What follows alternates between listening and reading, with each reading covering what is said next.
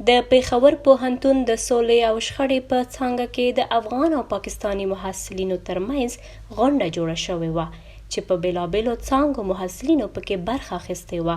غونډه کې د دواړو هیوادونو د ودې لپاره له ځوانانو وغوښتل شول چې یو بل ته د بریا راز ور وښایي.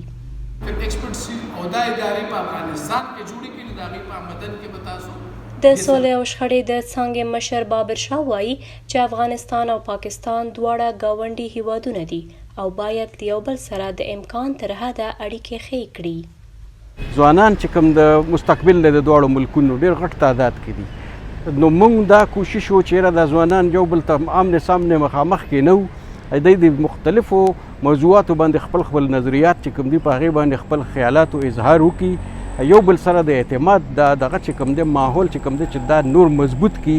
ولې چې هغه مشهوره خبره ده چې ته خپل ګاونډي نشي بدلولی، ملګری بدلولی شي خو ګاونډي نشي بدلولی. نو چې ګاونډي نشي بدلولی نو بیا به د ګاونډي په خبره پوهېږي، ګاونډي سره به تعلق ښه ساتلو کوشش کوي. په دې غونډه کې افغان او پاکستاني محصلینو له یو بل څخه ګیلې هم وکړې، خو ځینو بیا ویلي چې د دغو ګیلو له امل د پولو تړل کېدل او د دولتونو غلطې پالیسۍ دي.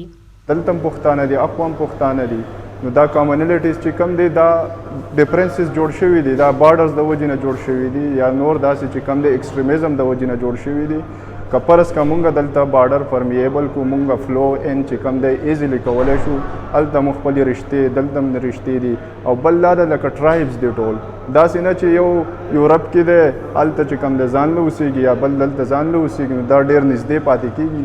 نو چې څومره دیو یو بل سره لینک سیوا یا هغومره دیو خپل منځ کې مینه محبت سیوا، او چې مینه محبت سیوا کې الریډي هلته امن راځي.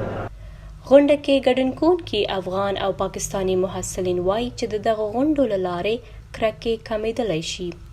دا پکار دی چې مطلب همیشه داسې ډایلوګ راشي او د افغانستاني او پاکستاني په منځ کې مینه پیدا شي، ځکه چې ډېر اختلافات دي نن سبا چې پاکستاني او افغاني چې دی یو بل سره نه لګي، هغې نفرتونه منځ کې نفرت دی هغه ختم شي.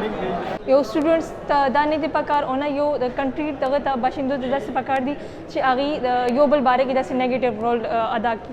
که موږ پوزیټیویټي راولو نو شاید د افغان مهاجرین کې چې دا کم یو ریفیوجیز دي دوی خپل ځان کې پوزیټیو چینج راوستی شي. په دې غونډه کې شاوخوا 40 محصلینو برخه اخیستې وه او د دواړو هیوادونو ځوانانو ته د وینا فرصت ورکړل شوی و چې په ترڅ کې یې یو پاکستاني او یو افغان محصل جایزې هم په خپل نوم کړي دي. په دې غونډه کې افغان او پاکستاني محصلین وایي چې دا ډول غونډې دوی لپاره ډېرې ګټور دي، ځکه چې دوی کولی شي د دې له لارې خپلې ستونزې او نظرونه شریک کړي. مسکا صافی، پیښور.